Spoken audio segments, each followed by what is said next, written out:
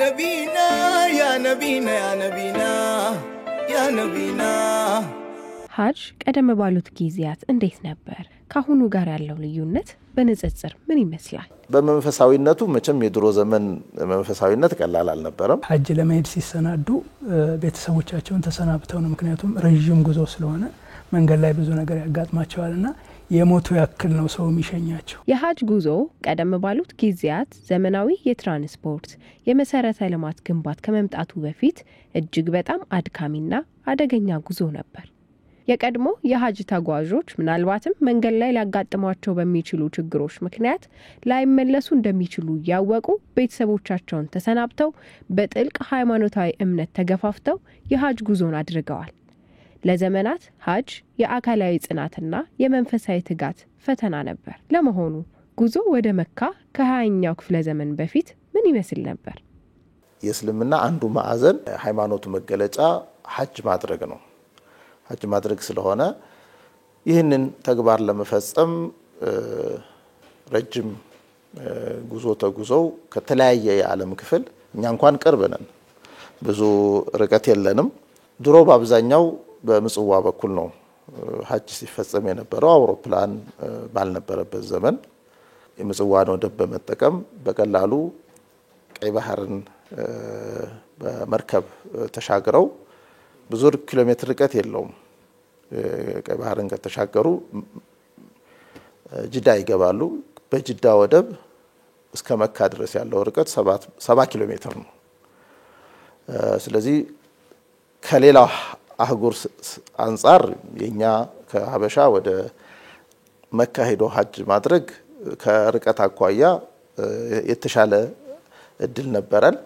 ነገር ግን አገር ውስጥ ከአንዱ ክፍለ ሀገር ወደ ሌላ ክፍለ ሀገር ለመጓዝ ትራንስፖርትም ያልነበረ በመሆኑ መኪናም ምንም ያልነበረባቸው ዘመናቶች ሰዎች በእግር በበቅሎ ተጉዘው ነው ረጅም ጉዞ ተጉዘው ምናልባትም ቤተሰቦቻቸውን ተሰናብተው ነው ሐጅና እንደው የህይወት መጨረሻ ልክ አንድ እስኪመስል ድረስ ለወራት የሚፈጅ ጉዞ ስለሆነ ብዙም በመሃልም አደጋ የማጋጠሙ እድል ሰፊ ስለሆነ ቤተሰባቸውን ተሰናብተው ነው የሚሄዱት።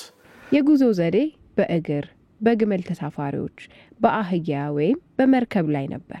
የሚፈጀው ጊዜ እንደየመነሻቸው የሚለያይ ሲሆን ለምሳሌ ከምዕራብ አፍሪካ ወይም መካከለኛው እስያ ወራት ወይም አመታትን ወስዷል። ሐጅ በጣም በልፋቶች የተሞላ ነው። አሁንም በልፋቶች የተሞላ ነው። ሰዎች በአውሮፕላን ሄደው እዛ ከደረሱ በኋላ ፋታ ያገኙ። የሚገርመው ነገር በእግር በጣም ብዙ ጉዞ ይጓዛሉ። ግን የድሮ ደግሞ ሁለት አይነት ልፋት ነው። ካሉበት ቦታ መካ እስኪደርሱ ድረስ ያለው ልፋት በጣም 5 ወር 6 ወር የሚፈጅ ነው። በአጋጣሚ 1960ዎቹ ሐጅ ያደረጉ ሰዎች በባህር በመን ሌሎቹ በእግር ሁሉ ይሄዳሉ። በእግር ከኢትዮጵያ ተነስተው ለምሳሌ በእግራቸው ሀገር አቋርጠው መካ ይሄዳሉ። ይሄ እንግዲህ አመት ምናምን የሚፈጅ ጉዞ ነው እና ሌሎቹ በቅርብ ጊዜ እስከ 1960ዎቹ ድረስ በባህር የሚደረግ ጉዞ ነበር። አውሮፕላን እንዲሁ እንትን ሳይሆን ማለት ነውና አሁን ያለው ነገር የምቾት ነገር ይለያያል።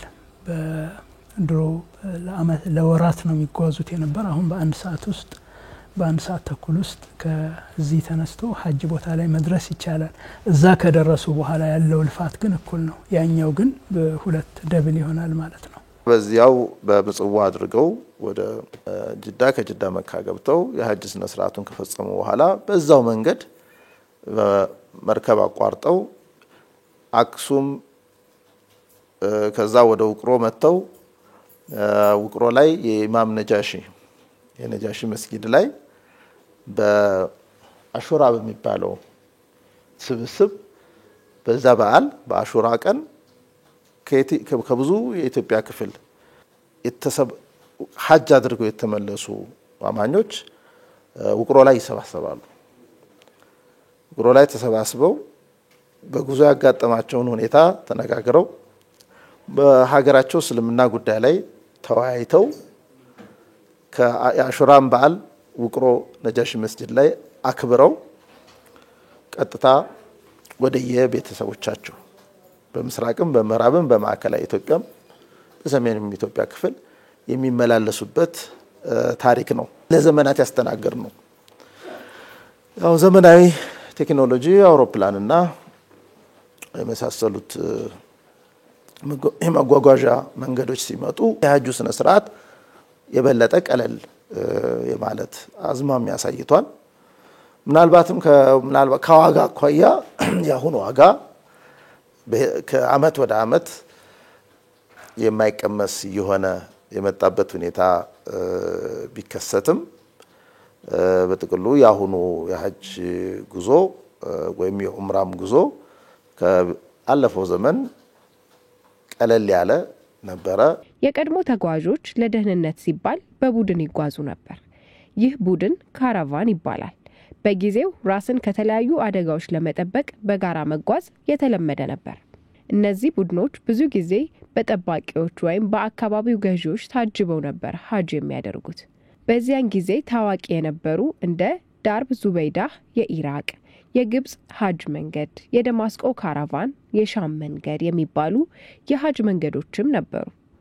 ወራትና አመታትን በሚወስደው በዚህ ጉዞ የተለያዩ አደጋዎች ያጋጥሟቸው ነበር። ካራቫኖች በተለይ በረሃ ውስጥ ለሽፍቶች ጥቃት የተጋለጡ ነበሩ። ኮሌራ፣ ቸነፈርና ሌሎች ወረርሽኞች ብዙ ጊዜ በካምፖች ውስጥ ገብተዋል። በረሃ በሚሻገሩበት ጊዜ የውሃና የምግብ አቅርቦት ውስንነት ለረሃብና ጥማት አጋልጧቸዋል። ኃይለኛ ሙቀት፣ የአሸዋ አውሎ ንፋስ ወይም ቅዝቃዜ ለሞት ሊዳርግ ይችላል። በብዙ መከራ መሃል አልፈው አንድ ጊዜ መካ ከደረሱ በኋላ ያለው ሃይማኖታዊ ስርዓት ጧፍ፣ ሳኢ፣ አራፋት ላይ መቆምና ሌሎችም ሃይማኖታዊ ክንዋኔዎች ከዛሬው ጋር ተመሳሳይ ነበሩ። ምንም እንኳን ተቋማቱ አነስተኛ ቢሆኑም ማለት ነው። ቦታው ላይ ያለው የአገልግሎት እጥረት ግን ቆይታቸውን ከባድ ያደርግባቸው ነበር። የተደራጀ የህዝብ ቁጥጥር ወይም የንጽህና አጠባበቅ የለም። ድንኳኖች በሚናና በአረፋት ላይ ብቻ ነበሩ ወይም ደግሞ አልነበሩም ማለት ይቻላል። ምንም አየር ማቀዝቀዣ ወይም መጓጓዣ የለም። እናም ሁሉም የአምልኮ ስርዓቶች በእግር ይደረጉ ነበር። ብዙ ሰዎች አሉ። ያው ሀበሻ ውስጥ ብዙዎቹ አመት ድረስ ተጉዘው የሚያደርጉ ጉዞ አሉ። የኔ አያቴ በዚህ ጥሩ ምሳሌ ናቸው። ሼህ ለጋስ ይባላሉ። ሁለቴ በዛ የመከራ ጉዞ አድርገው እንግዲህ በጣም 1930ዎቹ ምናምን አካባቢ ነው ጉዞ ያደረጉት። በዛ የመከራ ጉዞ ሂደው ሐጅ ያደረጉ አለ። የኔ አባትም እንደዚሁ በባህር በኤርትራ በኩል አድርጎ ሐጅ አድርጓል የመጀመሪያውን። ከዛ በኋላ በቅርብ ጊዜ ሁለተኛውን ሶስተኛውን ሐጁን በሌላ አድርጓልና የኢትዮጵያ በአጠቃላይ ሊቃውንት ታሪክ የሆነው በአጠቃላይ ሐጅ ለመሄድ ሲሰናዱ ቤተሰቦቻቸውን ተሰናብተው ነው። ምክንያቱም ረጅም ጉዞ ስለሆነ መንገድ ላይ ብዙ ነገር ያጋጥማቸዋልና የሞቱ ያክል ነው ሰው የሚሸኛቸው፣ ወደ ሞት እንደሚሄድ ያክል ነው። ምክንያቱም የእግር ጉዞ የባህር ጉዞ አደጋ ብዙ አያጣውምና እና ሲመለሱ ደግሞ እንደ አዲስ የተወለዱ ያክል ነበር የሚቆጠረው። ይሄ በሁሉም የኢትዮጵያ አካባቢዎች ያለ እንትን ነው ታሪክ ነው። አሁን በቅርብ ጊዜ ነው የተቀየረው 50 አመት ከዛ ይበልጣው። በመንፈሳዊነቱ መቼም የድሮ ዘመን መንፈሳዊነት ቀላል አልነበረም። ሐጅ ማድረግ ምናልባትም በየዘመኑ የሐጅ ጉዳይ የሚመለከታቸው ትላልቅ ሸኾች ነበሩ። እነሱ ጋር ፈቃድ ጠይቀሽ ነው ሐጅ ለማድረግ ምን ያህል መንፈሳዊ ዝግጅት አለው እያንዳንዱ ሰው ብለው ቼክ አድርገው መርምረው ያልደረሰ ከሆነ ይመልሱታል።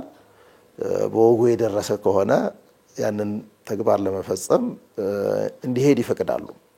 እና አንዳንዶቹ ሸኾች በጣም ብርቱ ስለነበረ ምርመራቸው ብዙ ሰው ሐጅ ለመሄድ ሲያመለክት ተመለስ እያሉ ወደ ኋላ ይገፉት ነበር። እና ለምንድን ነው እንዲህ የሚያደርጉት ሲባሉ አይዛ ድንጋይ አይቶ እንዳይመለስ ብዬ ነው ይላሉ። ኤሰንሱ ሳይገባው የሐጅ መልእክትና ዋጋ ፋይዳ አንደርስታንድ ሳያደርግ ያንን በማይረዳበት ደረጃ ላይ ሄዶ ቢመለስ ያው ጉብኝት ነው የሚሆነው፣ ተራ ጉብኝት ነው የሚሆነውና ከተራ ጉብኝት ወደ መንፈሳዊ ጉብኝነት እንዲቀየርለት ለሱ በማሰብ ነው ከበቃ በኋላ ወደዚያ እንዲሄድ የምመክረው ያሉ መልስ ይሰጡ ነበርና ምን ለመንፈሳዊነቱ ይህን ያህል የቀድሞ ሸኾች ይጨነቁ ነበር ብለን ማሰብ እንችላለን። እስኪ በመጨረሻም ያኔውንና ያአሁኑን በንጽጽር እንመልከተው። የቀድሞው ሀጅ የሚፈጀው ጊዜ ከወራት አልፎ አመታት ሲሆን ያአሁኑ ደግሞ በአውሮፕላን በሰዓታት ብቻ የሚደረስ ነው። በቀድሞው ጊዜ መንገድ ላይ ከተላላፊ በሽታዎች እስከ ሽፍቶች የሚያጋጥሙበት ደህንነቱ ያልተጠበቀ፣ ያአሁኑ የተስተካከለ የጤና ድጋፍ የሚገኝበትና ደህንነቱ የተጠበቀ፣ የቀድሞ ቦታው ላይ ከተደረሰ በኋላ እንኳን አገልግሎት መስጫ ተቋማት የሌሉበት፣ ያአሁኑ የዘመነ መሰረተ ልማት፣ ቀድሞ በተለያዩ ምክንያቶች የሞት መጠን ከፍተኛ ሲሆን አሁን እጅግ ዝቅተኛ፣ እሱም ቢሆን ቦታው ላይ ከሰው ብዛትና ከአየር ሙቀት የተነሳ የሚያጋጥም ህልፈተ ህይወት ነው። ጊዜ ደጉ ዘመን ሲቀየር አብሮ አኗኗራችንም የጉዞ መንገዶቻችንም ተለውጠው አየን። እነዚህ የችግር ጊዜያት ታሪክ ብቻ ናቸው። መልካም የኢድ አልአድሃ አረፋ በዓል ይሁንላችሁ። ነቢና ያ ነቢና ያ ነቢና ያ ነቢና